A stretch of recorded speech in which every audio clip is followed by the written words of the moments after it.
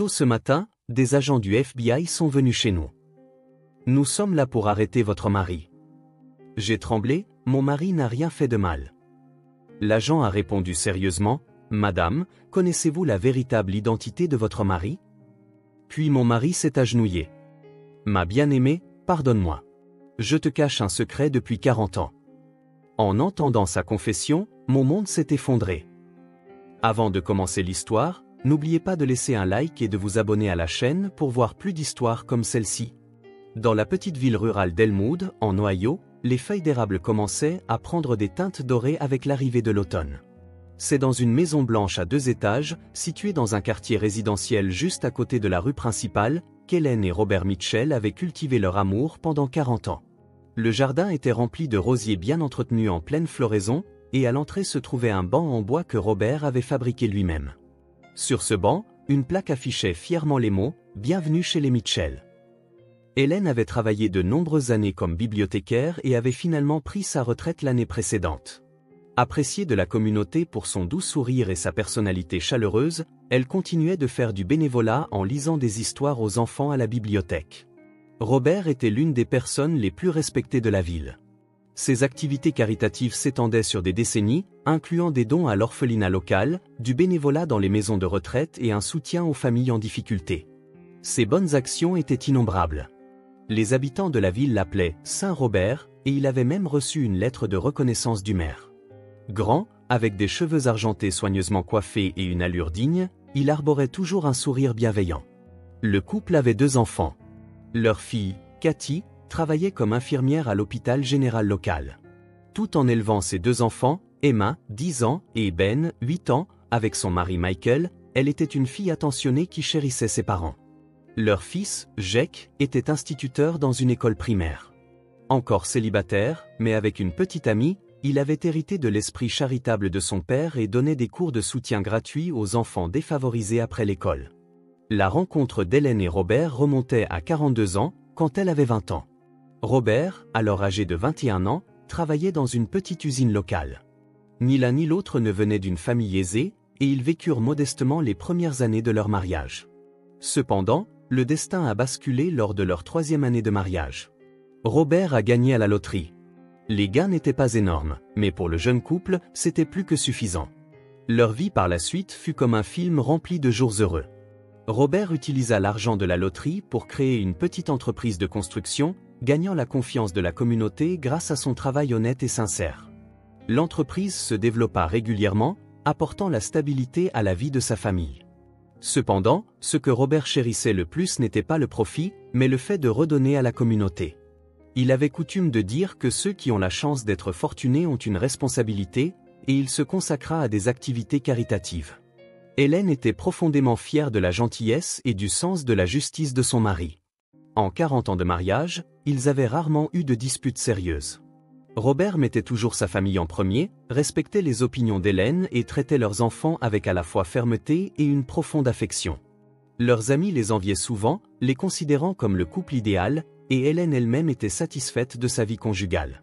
Actuellement, tous 2 profitaient d'une retraite paisible, entourés de leurs petits-enfants. Chaque dimanche, leurs enfants et petits-enfants se réunissaient pour savourer la cuisine maison d'Hélène lors de repas de famille animés. Emma et Ben adoraient leur grand-père, Robert, et attendaient avec impatience de s'asseoir sur ses genoux pour écouter ses vieilles histoires. Robert enseignait à ses petits-enfants l'importance de l'honnêteté, le sens de l'aide aux personnes dans le besoin et la merveille d'aimer sa famille. Depuis sa retraite, Hélène passait son temps à lire et à jardiner, continuant occasionnellement son bénévolat à la bibliothèque. Robert s'était également retiré de la direction de son entreprise, consacrant plus de temps à ses activités caritatives. Le couple se promenait main dans la main, et dans le calme des soirées, ils s'asseyaient sur le porche pour boire du thé en repensant à leur journée. L'amour profond et la confiance bâtie sur 40 ans réchauffaient le cœur de leur entourage. Chaque fois que les habitants de la ville voyaient le couple Mitchell, ils les regardaient avec des yeux admiratifs, pensant « J'aimerais être comme ce couple ». Leur vie semblait être une belle histoire remplie d'amour et de bienveillance. Par un matin frais d'octobre, Hélène préparait le petit déjeuner dans la cuisine en guettant les pas de son mari. Robert avait l'habitude de se réveiller à 6 heures tous les matins, de s'occuper du jardin avant de partir pour un jogging. Cependant, Hélène avait récemment remarqué des changements subtils dans cette routine bien établie. « Bonjour, ma chérie. » Robert apparut dans la cuisine, embrassant la joue de sa femme comme il le faisait toujours. Mais il y avait une légère trace de fatigue dans son sourire. « Bonjour, Robert. Tu as encore une réunion caritative aujourd'hui, n'est-ce pas ?» demanda Hélène en lui tendant une tasse de café. « Oui, c'est exact. Nous discutons d'un nouveau programme de soutien, » répondit Robert. Mais sa voix manquait de l'enthousiasme d'antan. Les activités caritatives de Robert étaient devenues encore plus intenses au cours de l'année écoulée. Il assistait à des réunions de diverses organisations 3 fois par semaine et faisait d'importants dons 1 fois par mois. Le journal local couvrait fréquemment ses activités, publiant même un article spécial intitulé « L'ange gardien d'Elmwood ». Il avait reçu un prix du citoyen modèle du maire et une lettre de reconnaissance du gouverneur de l'État. Cependant, Hélène sentait que quelque chose n'allait pas dans le comportement de son mari. Auparavant, Robert parlait joyeusement de son travail caritatif à la maison, mais récemment, il était réticent à partager les détails. Quand il revenait des réunions, il affichait souvent une expression comme s'il portait un lourd fardeau. « Robert, tu as l'air fatigué ces derniers temps. Pourquoi ne réduirais-tu pas un peu tes activités ?» suggéra Hélène, inquiète, lors d'un dîner un soir. « Non, je vais bien. C'est juste une période particulièrement chargée. Nous devons soutenir de nombreuses familles pour Noël. » Robert sourit, mais son sourire n'était pas aussi naturel qu'auparavant. Hélène décida de faire confiance aux paroles de son mari. En 40 ans, Robert n'avait jamais menti. Son honnêteté était l'une des qualités qu'Hélène aimait le plus chez lui. Cathy et Jake étaient également fiers des activités dévouées de leur père. Lors des réunions de famille du dimanche, les enfants interrogeaient Robert sur son dernier projet caritatif, et il enseignait à ses petits-enfants l'importance d'aider ceux qui sont dans le besoin. « Papy, pourquoi aides-tu toujours les autres ?» demanda innocemment Emma. « Emma, ma chérie, nous sommes une famille heureuse, n'est-ce pas ? Mais il y a des enfants dans le monde qui ne peuvent pas manger et des gens qui n'ont pas de maison. Il est naturel que nous fassions ce que nous pouvons pour les aider, » expliqua doucement Robert en tenant sa petite fille sur ses genoux. « Papy, tu es vraiment incroyable, » dit Ben avec des yeux admiratifs. « C'est vrai, Ben. Papy est la personne la plus gentille de la ville, » répondit Cathy en caressant la tête de son fils. Cependant, seule Hélène percevait l'anxiété qui se cachait derrière les expressions de son mari. Plusieurs fois la nuit, elle avait vu Robert seul dans son bureau, plongé dans ses pensées. Il regardait de vieux albums photos ou classait de vieux documents. Quand Hélène lui demandait « Qu'est-ce que tu fais ?», il répondait « Je fais juste un peu de rangement ». Mais une tension se mêlait à sa voix. Une nuit, Hélène, ne trouvant pas le sommeil, lisait dans son lit. Bien que Robert aurait dû dormir paisiblement à côté d'elle, elle remarqua qu'il émettait parfois des sons angoissés. « Je suis désolé. Vraiment désolé. » Robert marmonnait de manière répétée dans son sommeil. Hélène secoua doucement l'épaule de son mari. « Robert, ça va ? Tu fais un mauvais rêve ?» Robert se réveilla en sursaut. « Oh, Hélène, désolé. Je t'ai réveillé ? Est-ce que quelque chose t'inquiète ? Tu ne dors pas bien ces derniers temps. » « Non, c'est probablement juste l'âge. »« Ce n'est rien, » répondit Robert en serrant la main de sa femme. Cependant, sa main tremblait légèrement. Le lendemain, Hélène décida de consulter son amie proche, Martha. Martha était une femme du même âge et son amie depuis 40 ans. Les deux femmes avaient l'habitude de prendre le thé ensemble tous les mardis. « Martha, Robert me semble étrange. Son enthousiasme pour les œuvres de charité n'est pas nouveau, mais dernièrement, on dirait qu'il est acculé. » Hélène, tu t'inquiètes trop. Robert est un mari parfait, n'est-ce pas ? Il est probablement juste trop responsable. Peut-être que trop de gens comptent sur lui. Les paroles de Martha avaient du sens. En effet, Robert recevait des demandes de soutien de nombreuses organisations. Certaines personnes profitaient de sa bonne volonté et plaçaient des attentes excessives en lui. Hélène décida de comprendre que son mari se surmenait pour tenter de répondre aux attentes de tout le monde. Les activités caritatives de Robert se poursuivirent. Avant Thanksgiving, il organisa une distribution de nourriture aux familles démunies. Et à Noël, il offrit des cadeaux à tous les enfants de l'orphelinat. La chaîne de télévision locale couvrit ses activités, présentant Robert comme un héros de la communauté. Cependant, Hélène trouvait le sourire de son mari de plus en plus artificiel. Alors qu'il jouait le philanthrope parfait devant les caméras de télévision, il soupirait profondément en rentrant à la maison. Il passait plus de temps enfermé dans son bureau et affichait une expression tendue chaque fois que le téléphone sonnait. « Hélène, si quelque chose m'arrivait, que ferais-tu » dit soudainement Robert un soir. « Qu'est-ce que tu racontes, Robert ? Tu es en bonne santé et nous pouvons encore être ensemble pendant longtemps, répondit Hélène en riant, mais une anxiété vacilla dans son cœur. Tu as raison. Désolé de dire quelque chose d'étrange, sourit Robert avec une pointe de tristesse, mais une profonde mélancolie habitait ses yeux. À l'approche de la fin de l'année, l'anxiété de Robert semblait s'intensifier. Cependant, Hélène décida de continuer à faire confiance à son mari. Pendant 40 ans, il avait toujours aimé et protégé sa famille et marché sur le droit chemin. Cette fois encore, ce ne devait être que des soucis passagers. Le soir du Nouvel An, toute la famille se réunit pour accueillir la nouvelle année. Robert riait avec ses petits-enfants et semblait savourer le bonheur de sa famille. Cependant, Hélène eut l'impression que son mari chérissait ce moment comme si c'était le dernier. Par un froid matin de janvier, Hélène préparait du café dans la cuisine tout en contemplant la neige accumulée à l'extérieur de la fenêtre. Il était 7h30. Robert était encore dans son bureau, apparemment en train d'examiner des documents importants. Il avait classé quelque chose seul jusqu'à tard la nuit précédente, mais Hélène respectait l'intimité de son mari et ne l'avait pas interpellé. Soudain, la sonnette de la porte d'entrée retentit. Une visite si matinale était inhabituelle. Hélène enleva son tablier et se dirigea vers la porte. De l'autre côté se tenaient 2 hommes en costume noir. L'un avait la cinquantaine, avec un visage digne, l'autre était un jeune homme d'une trentaine d'années. Tous deux avaient des expressions sévères et n'étaient manifestement pas des visiteurs ordinaires. « Êtes-vous Madame Mitchell » demanda poliment l'homme plus âgé. « Oui, c'est moi. »« Qui êtes-vous » répondit Hélène, confuse. L'homme sortit un portefeuille en cuir noir et montra un badge doré. « Je suis l'agent du FBI David Harrison. Voici l'agent Michael Young. Nous devons vous parler. » Le cœur d'Hélène se mit à battre violemment. Elle n'avait jamais imaginé que le FBI viendrait chez elle. Le FBI ? De quoi s'agit-il ? N'y a-t-il pas une erreur ? Votre mari, Robert Mitchell, est-il à la maison ? Demanda l'agent Harrison d'un ton calme et ferme. Oui, il est dans son bureau, mais enfin… La voix d'Hélène tremblait. Madame Mitchell, nous sommes ici pour arrêter votre mari, déclara directement l'agent Young. Hélène sentit le sang quitter son visage. Elle était si chancelante qu'elle dut s'appuyer contre le mur pour rester debout. Arrêter ? Il doit y avoir une erreur. Mon mari n'a rien fait de mal. C'est la personne la plus respectée de la communauté. Ses œuvres de charité ? Madame Mitchell, veuillez vous calmer, dit doucement l'agent Harrison. Cependant, ce n'est pas une erreur. Votre mari est suspecté dans l'affaire du braquage de la First National Bank qui a eu lieu en 1983. Braquage de banque ? Hélène regarda l'agent avec incrédulité. C'est ridicule. Mon mari, un braqueur de banque ? C'est impossible. Madame Mitchell. L'expression de l'agent Harrison devint sérieuse. Laissez-moi vous demander franchement, connaissez-vous la véritable identité de votre mari ?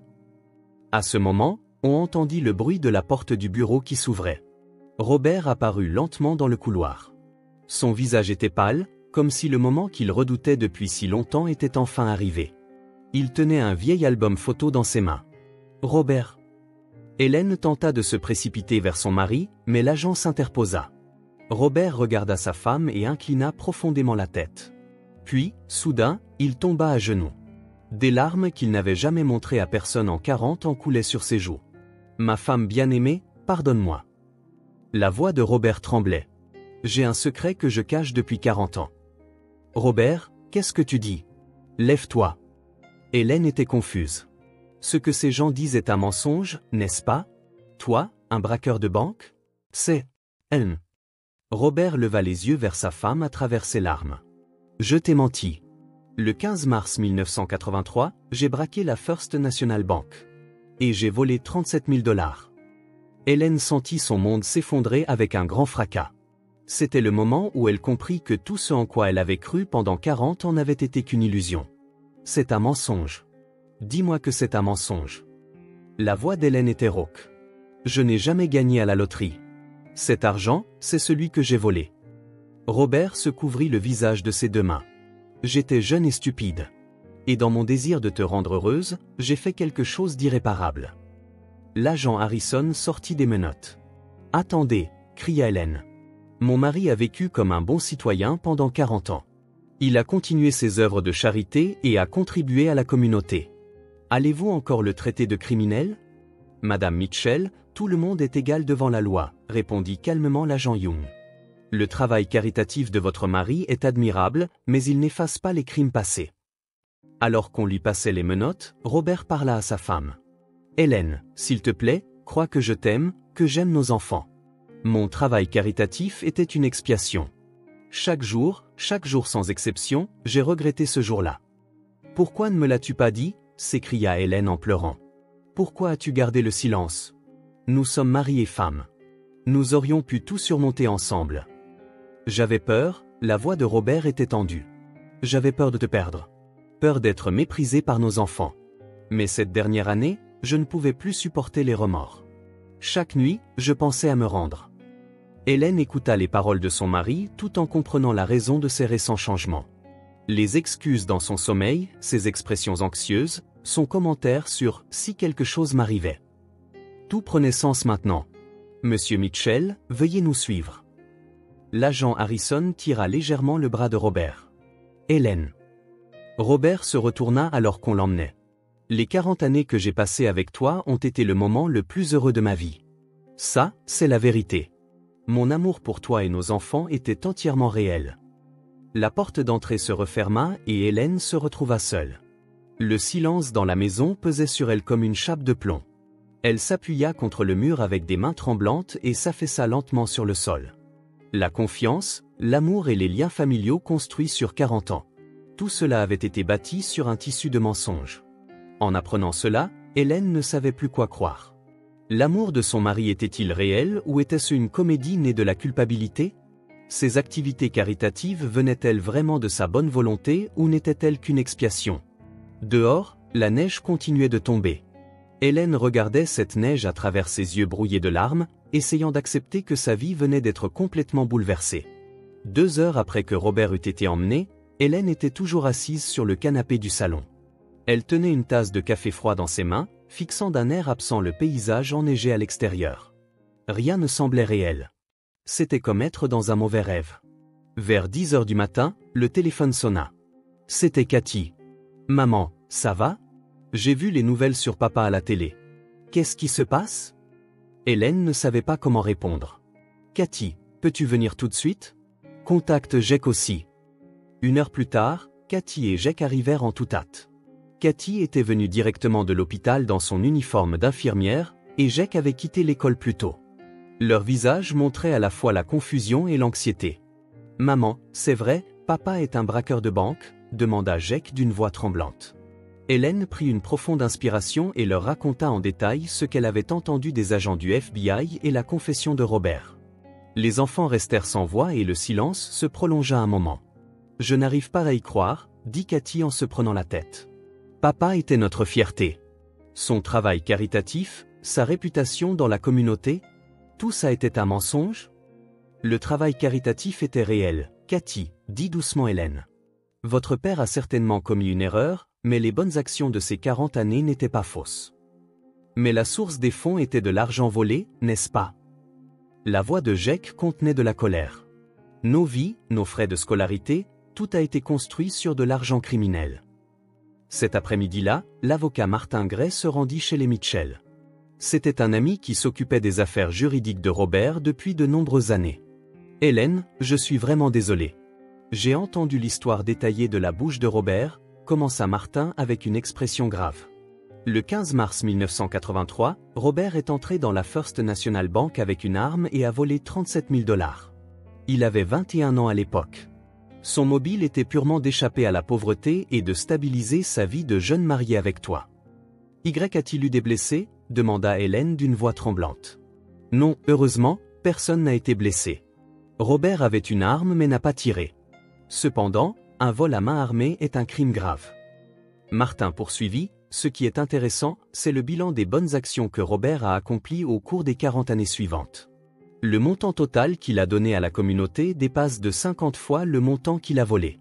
Cela pourrait être un facteur pris en compte lors de la détermination de la peine. » Cathy dit à travers ses larmes, « Mais pourquoi papa ne s'est-il pas rendu? Caché ça pendant 40 ans? Votre père souffrait chaque jour, répondit Hélène. En repensant à son comportement récent, je vois qu'il ne pouvait plus supporter les remords. Il devait penser à se rendre. Le lendemain, les journaux locaux et les chaînes de télévision couvrirent largement la nouvelle. Le titre, Le passé caché du philanthrope Robert Mitchell, remplissait la première page.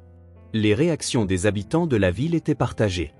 Betty, une ancienne collègue d'Hélène à la bibliothèque, appela « Hélène, je soutiendrai ta famille. » Ce que Robert a fait était mal, mais les bonnes actions de ces 40 années étaient réelles.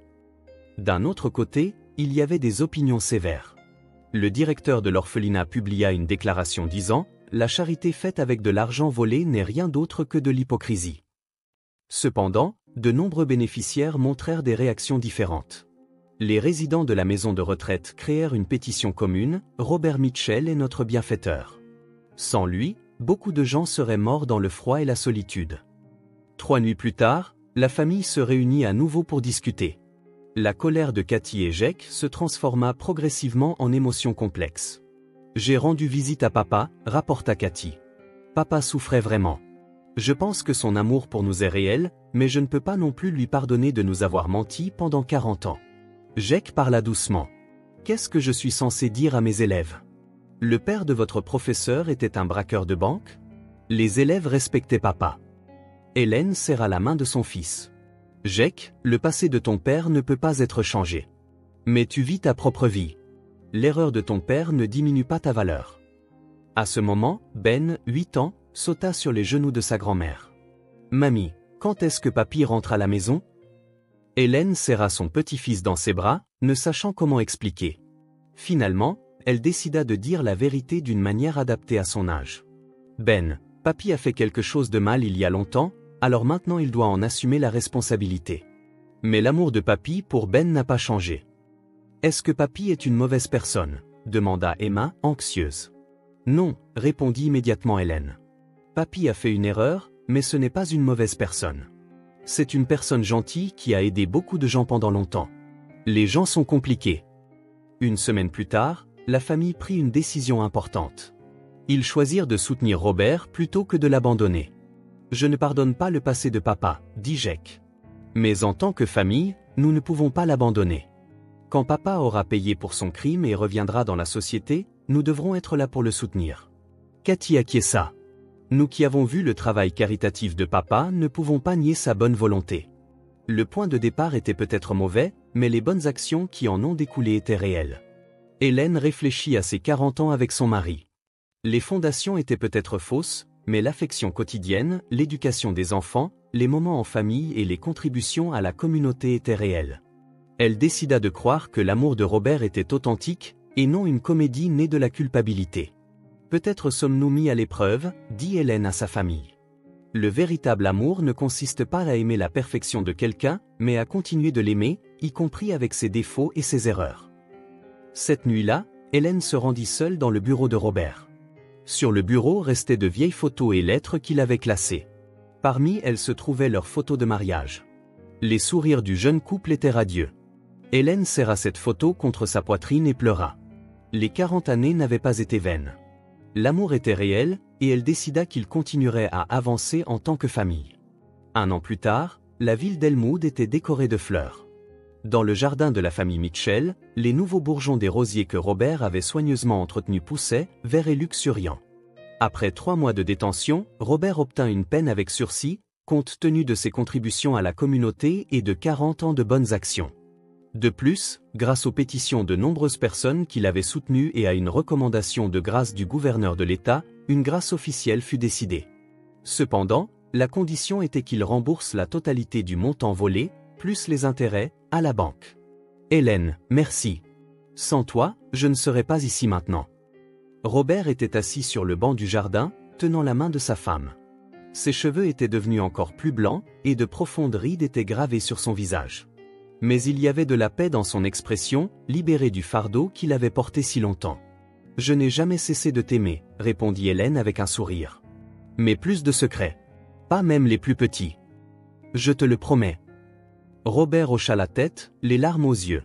La réaction de la communauté changea aussi progressivement. Bien qu'il y ait eu de vives critiques au début, de nombreuses personnes qui connaissaient les actions de Robert au cours des 40 dernières années continuèrent à le soutenir. Un fonds Robert Mitchell fut créé à la maison de retraite, et les activités caritatives se poursuivraient sous son nom. Cathy et Jake reconstruisirent aussi peu à peu leur relation avec leur père au fil du temps. Jake, en particulier, commença à utiliser le passé de son père comme matériel pédagogique pour enseigner à ses élèves la complexité humaine et l'importance de l'expiation. « Papy, allons nous promener à nouveau ensemble », dit innocemment Ben. Pour ses petits-enfants, Robert restait leur gentil grand-père. Un soir, Hélène et Robert se promenaient dans le centre-ville. Malgré les regards des gens, les deux marchaient fièrement, main dans la main. « Monsieur Mitchell !» En se retournant, ils virent une jeune mère courir vers eux, tirant un petit enfant par la main. « Sarah, bonjour !» Robert sourit doucement. C'était une femme qui avait pu aller à l'université grâce au soutien de Robert. « Je suis ce que je suis aujourd'hui grâce à vous. Quoi qu'il arrive, cela ne changera jamais, » dit Sarah, les larmes aux yeux. De telles rencontres se produisaient quotidiennement. Beaucoup de personnes que Robert avait soutenues continuaient à exprimer leur gratitude, indépendamment de son passé. Alors que le coucher de soleil peignait la ville de teintes dorées, les deux marchaient vers leur maison. « Hélène, si tu pouvais revivre ta vie, que ferais-tu » demanda Robert. Hélène réfléchit un instant avant de répondre. « Nos 40 ans ensemble, y compris les erreurs, c'est notre vie. Je ne voudrais rien changer à cela. J'aurais juste aimé remarquer ta souffrance plus tôt. Tu as été une femme parfaite, et tu es toujours une femme parfaite. » Cette nuit-là, toute la famille se réunit pour dîner ensemble pour la première fois depuis longtemps. Les rires revinrent à table et les petits-enfants écoutèrent les vieilles histoires de leur grand-père. Cette fois, c'étaient toutes des histoires vraies. « La vie est faite de regrets et d'erreurs », dit Robert à ses petits-enfants. Mais ce qui est important, c'est de reconnaître ses erreurs, de les réparer et de continuer à aimer les gens qui nous entourent.